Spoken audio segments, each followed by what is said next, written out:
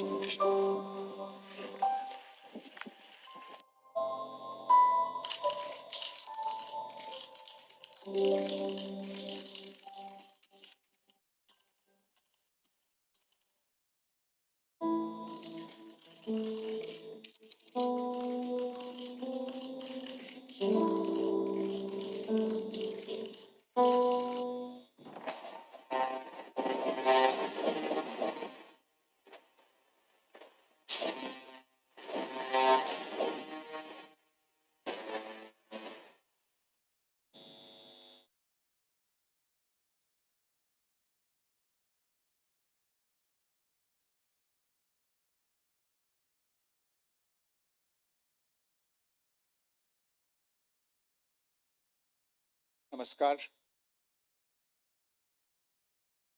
में शामिल होने के लिए आप सभी का धन्यवाद।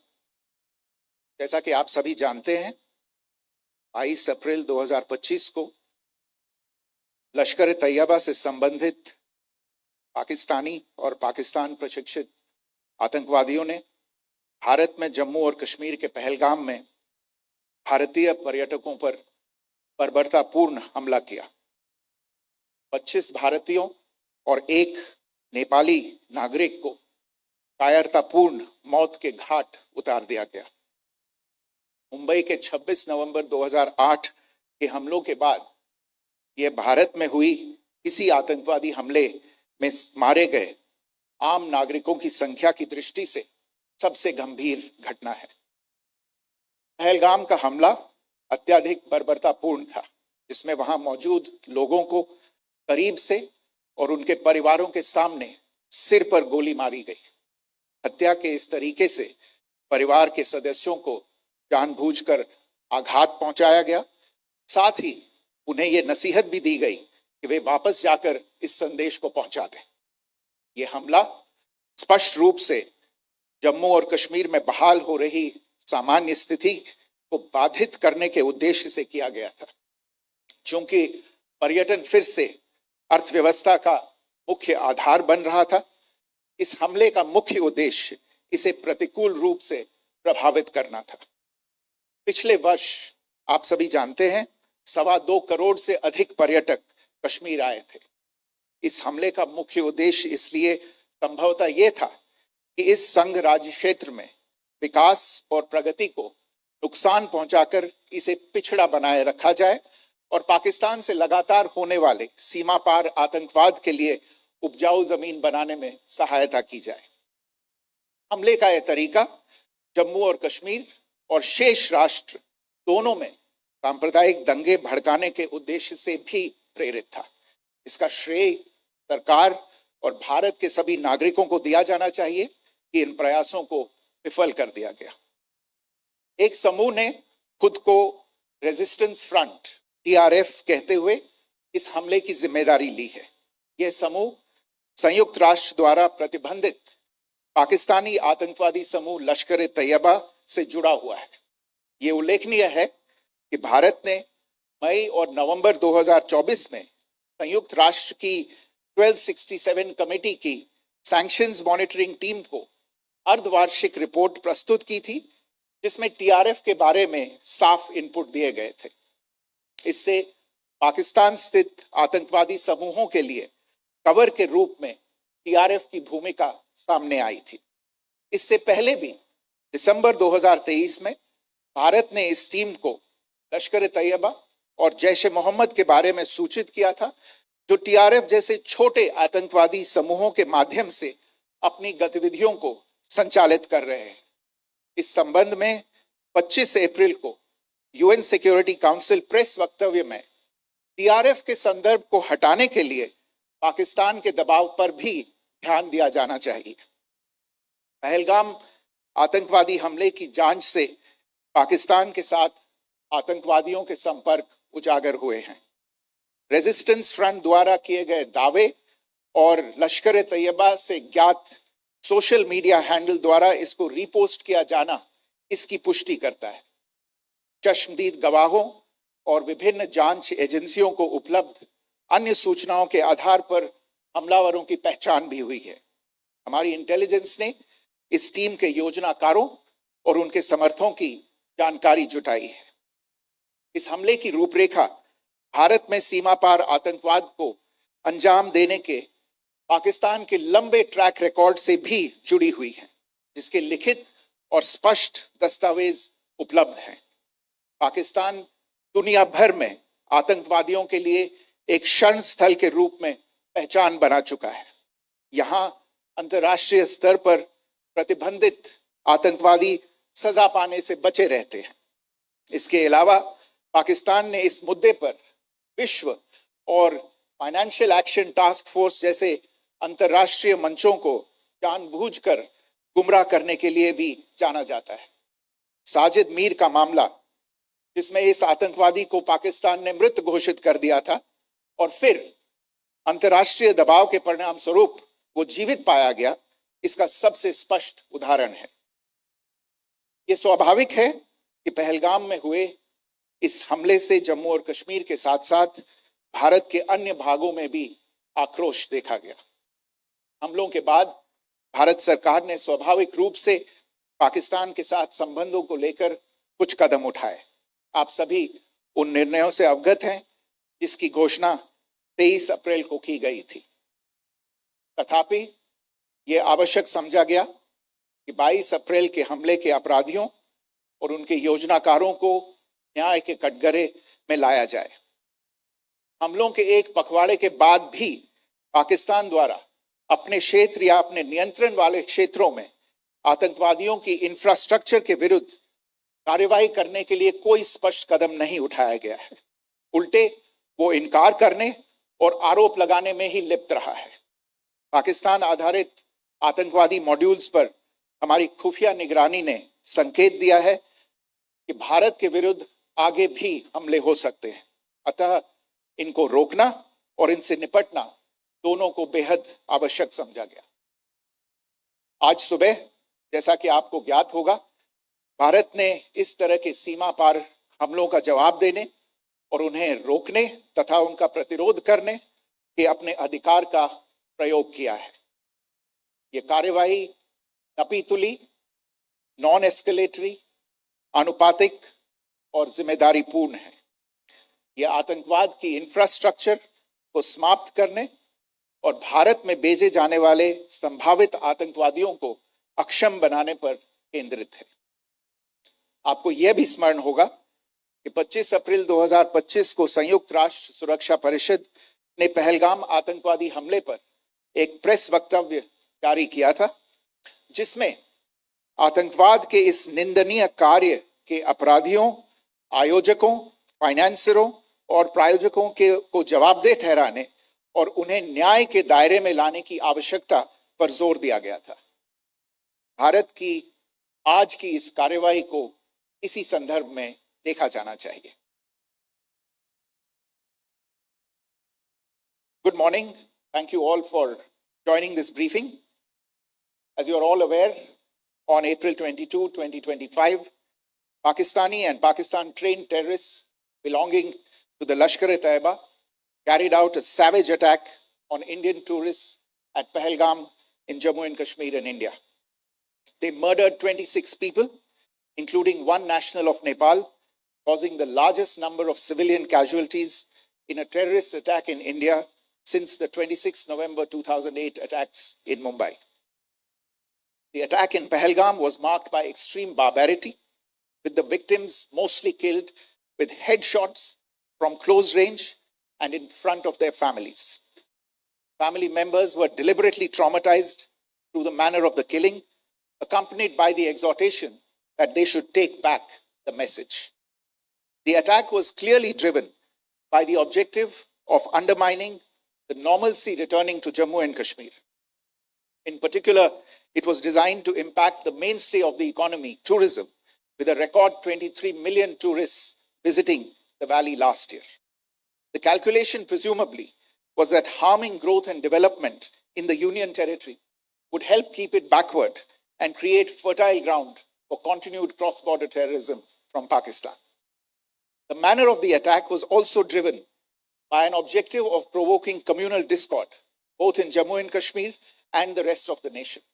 It is to the credit of the government and the people of India that these designs were foiled. A group calling itself the Resistance Front has claimed responsibility for the attack. This group is a front for the UN-proscribed Pakistani terrorist group Lashkar-e-Taiba. It is notable that India had given inputs about the TRF in the half-yearly report to the monitoring team of the UN's 1267 Sanctions Committee in May and November 2024, bringing out its role as a cover for Pakistan-based terrorist groups. Earlier too, in December 2023, India had informed the monitoring team about Lashkar and Jaish-e-Mohammed operating through small terror groups such as the TRF. Pakistan's pressure to remove references to TRF in the April 25 UN Security Council press statement is notable in this regard. Investigations into the Pahalgam terror attack have brought out the communication notes of terrorists in and to Pakistan. The claims made by the Resistance Front and their reposting by known social media handles of the Lashkar-e-Taiba speak for themselves. Identification of the attackers based on eyewitness accounts as well as other information available to law enforcement agencies has also progressed. Our intelligence has developed an accurate picture of the planners and backers of this team. The features of this attack also tie in with Pakistan's long track record of perpetrating cross-border terrorism in India, which is well documented and beyond question. Pakistan also has a well-deserved reputation as a haven for terrorists from around the world, with internationally proscribed terrorists enjoying impunity there. In addition, Pakistan has been known to willfully mislead the world and international forums, such as the Financial Action Task Force, on this issue. The Sajid Mir case, in which this terrorist was declared dead and then, in response to international pressure, brought back to life, found alive and arrested, is the most glaring example. The latest attack in Pahalgam has understandably generated deep anger in Jammu and Kashmir and in other parts of India. Following the attacks, the government of India naturally responded with a set of initial measures relating to our engagement with Pakistan. You're all aware of the decisions that were announced on the 23rd of April. However, it was deemed essential that the perpetrators and planners of the 22nd April attack be brought to justice. Despite a fortnight having passed since the attacks, there has been no demonstrable step from Pakistan to take action against the terrorist infrastructure on its territory or on territory under its control. Instead, all it has indulged in are denials and allegations. Our intelligence monitoring of Pakistan-based terrorist modules indicated that further attacks against India were impending. There was thus a compulsion both to deter and to preempt. Earlier this morning, as you would be aware, India exercised its right to respond and preempt as well as deter more such cross-border attacks. These actions were measured non-escalatory, proportionate, and responsible. They focused on dismantling the terrorist infrastructure and disabling terrorists likely to be sent across to India. You would also recall that the Security Council on 25th April 2025 had issued a press statement on the Pahalgam terror attack, underlining, and I quote, the need to hold perpetrators, organizers, financiers, and sponsors of this reprehensible act of terrorism accountable and bring them to justice, unquote. India's latest actions should be seen in this context. Joining me for this briefing on our actions earlier this morning are Colonel Sophia Qureshi and Wing Commander Vyomika Singh. I will request them to share some details regarding Operation Sindoor with all of you.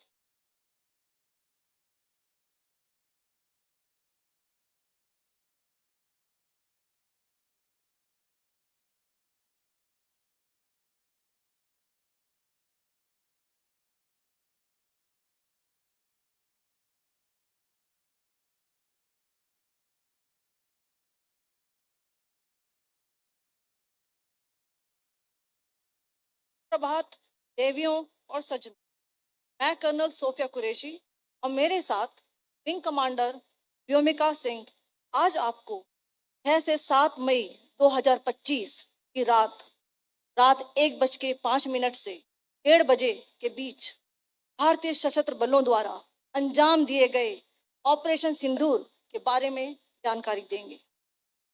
Operation सिंदूर 22 अप्रैल को पहलगाम में हुए विभत्स आतंकवादी हमले के शिकार मासूम नागरिकों व उनके परिवारों को न्याय देने के लिए लॉन्च किया गया था। इस कार्रवाई में 9 टेररिस्ट कैंप्स को टारगेट किया गया और पूरी तरह से इसे बर्बाद किया गया।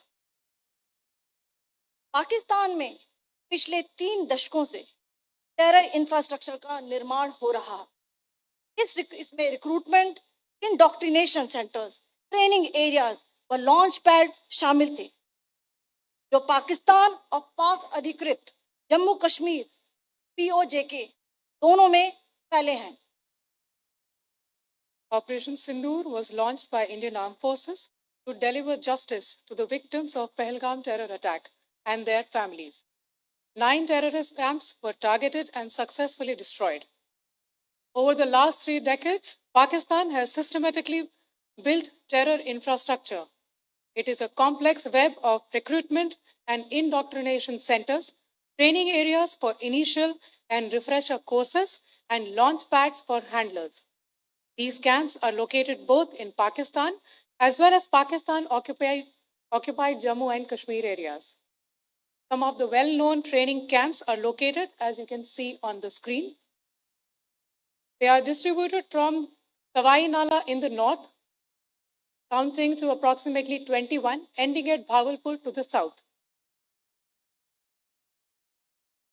इन लक्ष्यों का चयन विश्वसनीय इंटेलिजेंस सूचनाओं के आधार पर हुआ ताकि आतंक गतिविधियों की रीढ़ तोड़ी जा सके और यह खास ध्यान दिया गया कि निर्दोष नागरिकों और सिविलियन इंस्टॉलेशन को नुकसान न पहुंचे।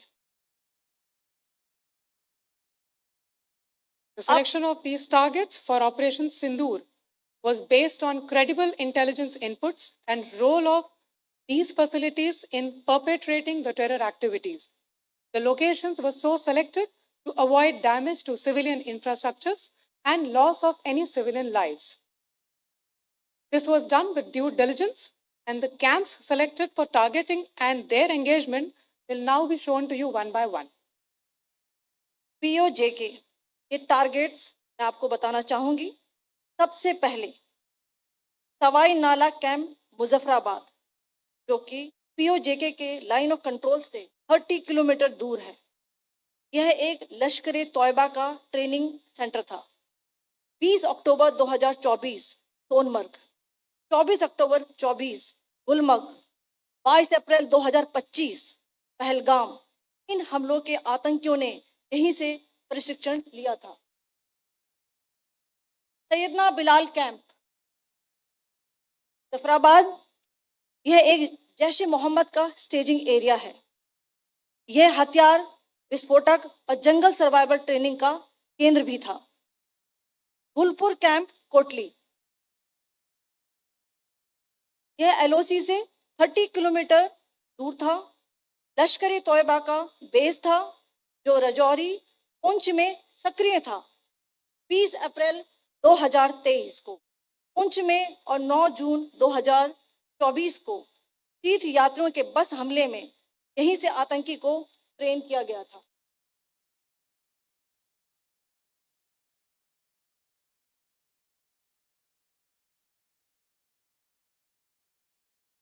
बरनाला कैंप भिंबर, ये एलओसी से 9 किलोमीटर दूर है। यहाँ पर हथियार हैंडलिंग, आईईडी व जंगल सर्वाइवल का प्रशिक्षण केंद्र था। अब्बास कैंप कोटली,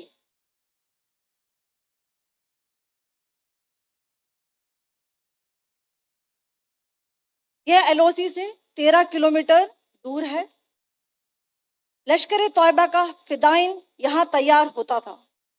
इसकी कैपेसिटी 15 टेररिस्ट को ट्रेन करने की थी।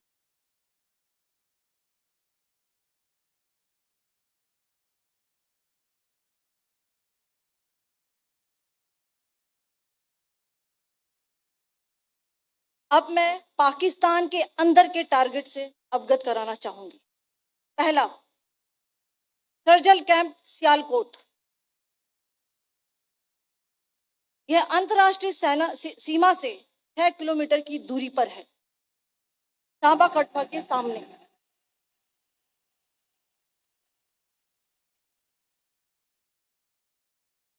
मार्च 2025 में जम्मू एंड कश्मीर पुलिस के 4 जवानों को जो हत्या की गई थी, उन आतंकवादियों को इस जगह पर ट्रेन किया गया था। दूसरा, महमूना जाया कैंप सियालकोट, यह 18 से 12 किलोमीटर आईबी से दूर था। हिजबुल मुजाहिदीन का बहुत बड़ा कैंप था। ये कठुआ जम्मू क्षेत्र में आतंक फैलाने का नियंत्रण केंद्र था। पठानकोट एयरफोर्स बेस पर किया गया हमला भी इसी कैंप से प्लान और डायरेक्ट किया गया था। मरकज ताइबा मुरीद के, यह आईबी से 18 से 25 किलोमीटर दूरी पर है।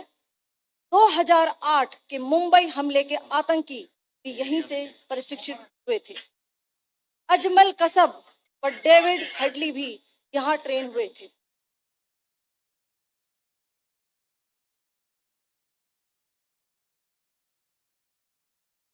आगे दूसरा आया।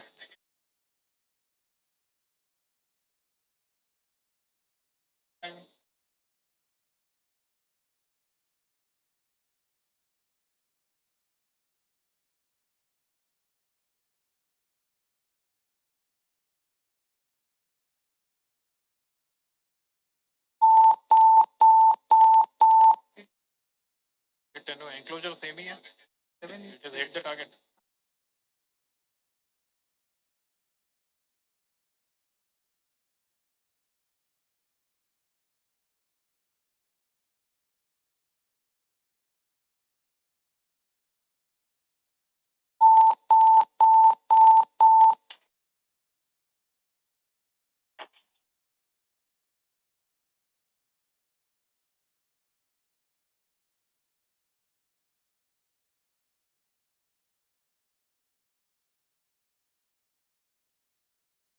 मरकज सुभान अल्लाह भावलपुर, ये इंटरनेशनल बाउंड्री से 100 किलोमीटर दूर है। जैश ए मोहम्मद का मुख्यालय था। यहाँ पर रिक्रूटमेंट, ट्रेनिंग व इंडोक्ट्रिनेशन का केंद्र भी था। शीर्ष आतंकी अक्सर यहाँ आते थे। मैं आप सबको बताना चाहती हूँ कि किसी भी सैन्य ठिकाने का निशाना नहीं बनाया गया और अभी तक किसी तरह की नागरिक क्षति की रिपोर्ट नहीं है। धन्यवाद। जय Hind. The strike on the terror camps were undertaken through precision capability, as shown to you. A niche technology weapons with careful selection of warheads was ensured so that there will be no collateral damage. The point of impact in each of the target was a specific building or a group of buildings. All the targets were neutralized with clinical efficiency, and the results reiterate the professionalism of the Indian Armed Forces in the planning and execution of their operations. No military establishments were targeted. India has demonstrated considerable restraint in its response. However, it must be said that the Indian Armed Forces are fully prepared to respond to Pakistani misadventures, if any, that will escalate the situation. Jai Hind, and thank you very much.